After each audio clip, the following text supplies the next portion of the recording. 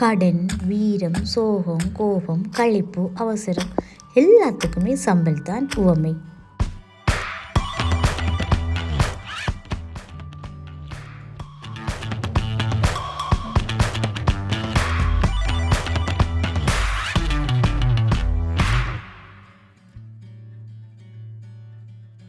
அனைவருக்கும் அன்பான வணக்கம். ஊரில் ஒரு பழமொழி சொல்லுவாங்க, சம்பலும் சோறும் சாப்பிட்டாலும் கடன் இல்லாமல் சீவிக்க வேணுமெண்டு. அதான் நான் தேங்காயோடு வந்திருக்கேன்.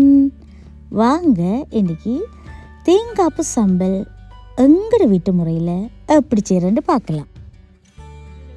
ஒரு தேங்காய் எடுத்து அதை உடைச்சி அதில் பாதியை நான் திருவி சம்பல் போட போகிறேன்.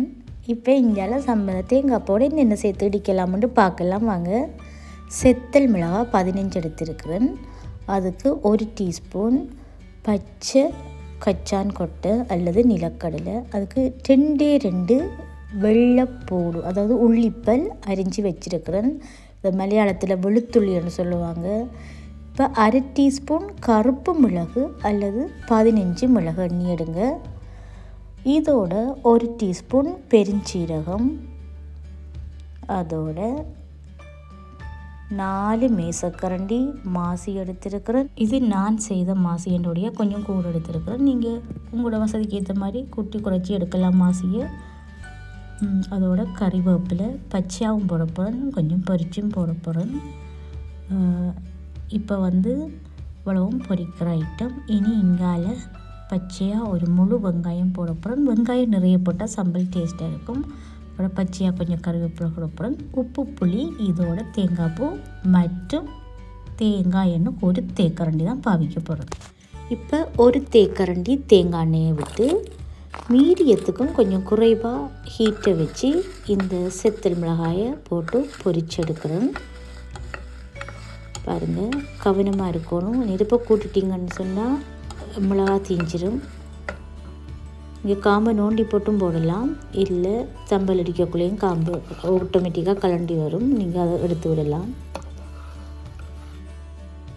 இப்போ பூண்டு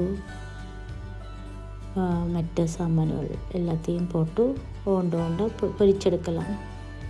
அதாவது நல்லா நோட் பண்ணிக்கொள்ளுங்க, நான் இதுக்கு இஞ்சி சேர்க்கலை. என்னடா மாசி பொருடைய இஞ்சி சேர்க்கலை. இந்த பொட்டுக்கடலை அதுகள் ஒன்றுமே சேர்க்கலை. இப்போ நாங்கள் செத்தல் மிளகாய் சம்பல்னு சொன்னால் அதுக்கு பழப்புளி சேர்ப்போம், நிலக்கடலை கச்சான் சேர்ப்போம். பச்சை மிளகாய் சம்பலுக்கு தான் கடலைப்பருப்பு, 1 பூண்டு பல் வைப்போம், அதுவும் அதிகம் வைக்க மாட்டோம்.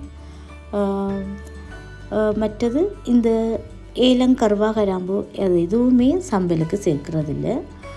எங்களோட அம்மா எங்களோட வீட்டில் இப்படித்தான் செய்வோம். அநேகமாக மரக்கறியா போடக்குள்ளே இஞ்சி சேர்ப்போம், தனி மாசி போடாமல் மரக்கறி செம்பல் செத்தல் மிளகாய் செம்பல் போடக்குள்ளே இஞ்சி சேர்ப்போம். அதோட கொஞ்சம் வெள்ளம் சேர்த்து தாளித்து போட்டுடிச்சா மிகவும் சுவையாக இருக்கும். இப்போ நீங்கள் பார்த்து கொண்டு இருக்கிறது மட்டக்களப்பு ஸ்டைலில் நான் செய்கிறோம் மாசி செம்பல். இதைத்தான் நாங்கள் மாசி செம்பல்னு சொல்லுவோம். தேங்காய்ப்பு செம்பல்னு சொல்கிறதில்ல, பொரிச்ச செத்தல் மிளகாய் செம்பல் ஒன்றுமே சொல்லலை, மாசிச்செம்பல்ன்ட்டு இதைத்தான் சொல்கிறது. இப்போ மாசிச்செம்பல்ன்ட்டு போடுறாங்க. அது கல்யாண வீட்டு பொரிச்ச வெங்காய மாசிச்செம்பல், அதுதான் அதுக்கு மாசிச்செம்பல்ன்ட்டு தான் போடுறாங்க. ஊரில் கடன் இல்லாமல் சேவிக்க வேணுமன்றதுக்கு மட்டும் உவமையாக இந்த சம்பலை சொல்ல மாட்டாங்க. கோபம் வந்தால் கூட அவன் மட்டும் முண்டை கண்ட கையில் கிடைக்கட்டும் முண்டை சம்பல் தான் ரெண்டு சண்டை பிடிச்சா கூட இந்த சம்பல் வார்த்தையை யூஸ் பண்ணுவாங்க.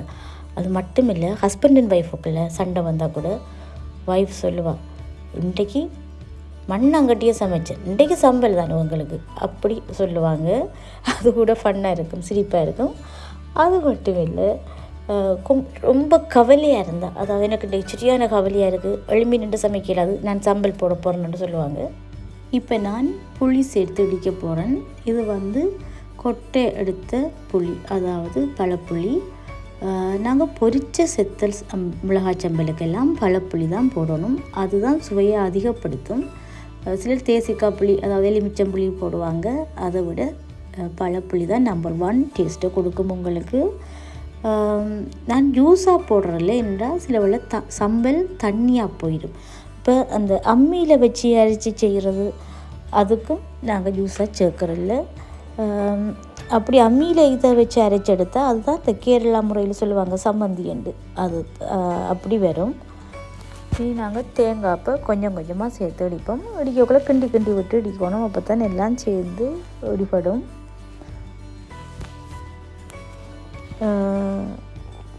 மழை காலத்தில் கூட சம்பல் தான் அடிப்பாங்க. பெருசாக கறிகள் எல்லாம் வைக்க மாட்டாங்க ஊரில். அப்படி இந்த சம்பல் ஈழ மக்களோட வாழ்க்கை 3 வேளை சாப்பாட்டிலையும் இடம் பிடிக்கக்கூடிய ஒரு பக்க உணவு தான் இந்த சம்பல்.